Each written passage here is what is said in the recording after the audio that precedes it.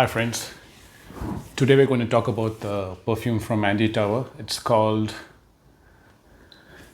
I hope I get this pronunciation right, Au Coeur Du Desert. Okay, it means in the heart of the desert. Now this one is an extension to the other very famous perfume. It's called Au Du Desert Moroccan.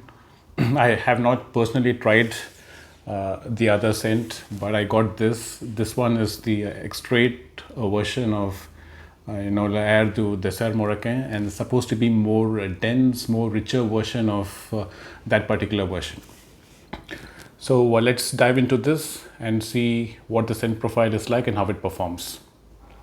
Coming to the presentation first, this one is the bottle is very beautiful. It's got the typical shape, the pentagon of all the Andy Tower bottles. I have another bottle of Andy Tower. It's called Lone Star Memories.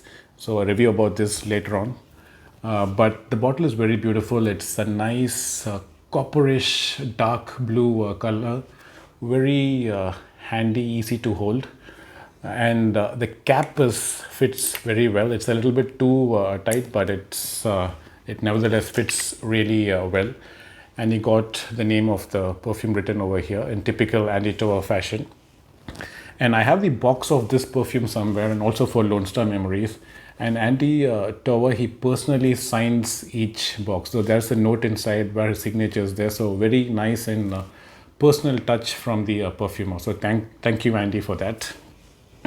Now, before we go into the performance of the scent and even the profile, let's have a look at the notes of this particular fragrance. So reading the notes from the official website, it says that it's the metamorphosis of the earlier perfume L'Air du Desert Moroccan, and over here it says that it's made up of sun-beaten timber, so very woody, softened with the gloss of aged patchouli and a little bit of ambergris. And since they say it's an metamorphosis, I'm assuming the other spicy notes of coriander, cumin, amber, all of that is there in this particular perfume as well. Okay, so let's spray and see how this feels like. Okay, so one thing that I wish this bottle could have done better is spray a little bit more juice. It sprays quite less than average, small sprays, but so I go two in each place to get a nice radius of the scent. Now right in the start, it's very spicy, so you do get that coriander and the cumin over there, and definitely amber is there. And though the woody notes, it's there, supposed to be there in the base, but right off the bat you get that I think that nice woodiness over there.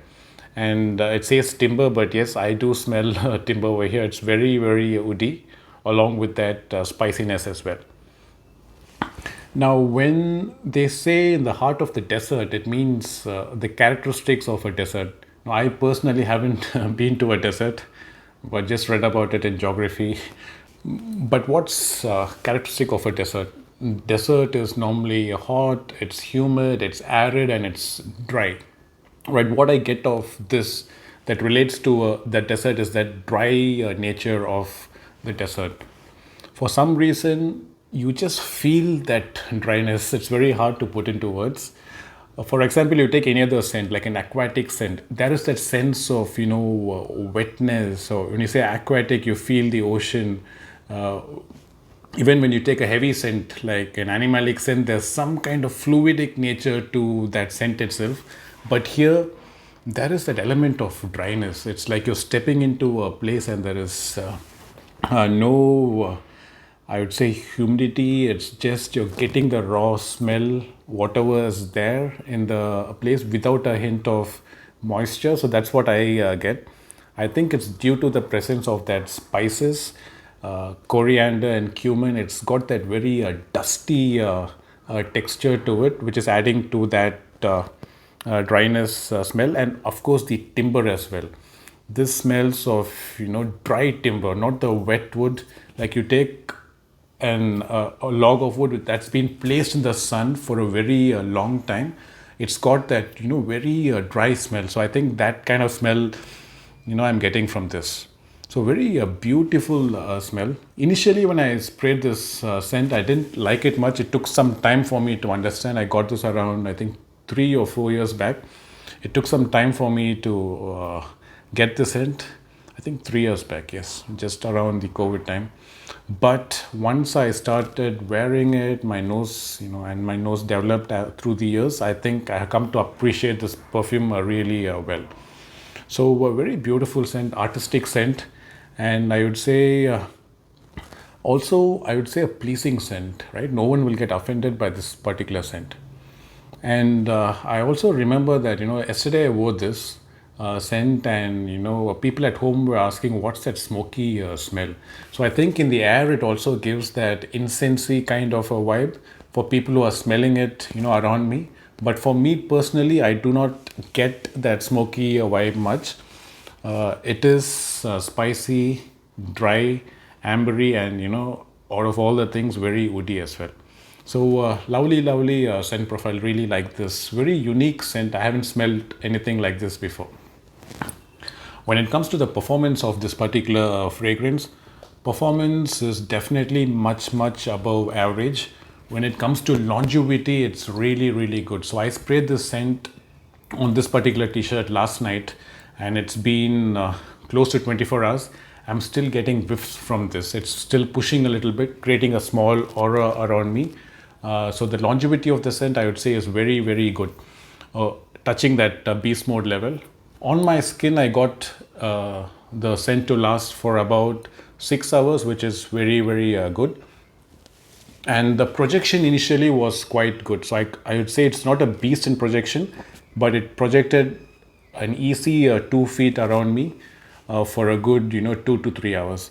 And like I said, people at home could pick it up when I walked down the stairs from my room, the second floor, down to the ground floor. So people could pick it up all the way along. So the sillage of this is also very good. So performance, I would say, definitely good. It's going to last a long time and project more than average, project quite decently for the first 2 to 3 hours, creating that 2 feet radius around you. When it comes to occasions to wear, this is where I'm a little bit stumped, because I don't know if I can categorize it as an office scent or a casual scent. I think it's a little bit versatile if the weather is right. This is definitely a more cooler weather scent. It's going to smell even more better if the air around you is cool. So I wouldn't categorize it for any occasion, but I'd say if it's weather is cool, you can definitely use this. It doesn't matter what the occasion is. You can wear it in the office, provided you do not overspray. It's going to create this nice bubble around you. And even on casual occasions in the evenings, you can wear it, to stand out from the crowd. So that way you can use the scent. And I feel the scent is very unisex. It's right down the middle. So both, men and women can wear this particular scent. And when it comes to age groups, I feel it's slightly more mature. I'd say 25 plus, 30 plus, people with character, because the scent is very nuanced. It can be mass pleasing at some times, but at other times it may not be mass pleasing, depending on the crowd you're going with. So a nuanced scent, that's why I feel it could be more suited for mature people.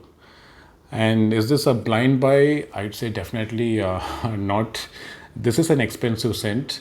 So if you get a chance to sample the scent, please do sample it. It's complex, it's got many layers to it, and the scent is not for everyone. So definitely not a blind buy, but people who like woody fragrances, if you want to get that smell of the dry, timbery wood, those kind of people who love those kind of profiles can definitely get this, and you won't be disappointed by that photorealistic, nature of timber or the wood that you get here, and along with that, spiciness.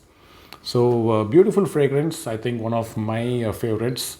And do let me know what you think about this particular fragrance. I haven't tried the other version, L'Air du Desert Moroccan. If you have tried it, how does it stack up against this? Drop in a comment. I'll see you again in the next video. Till then, take care. Bye.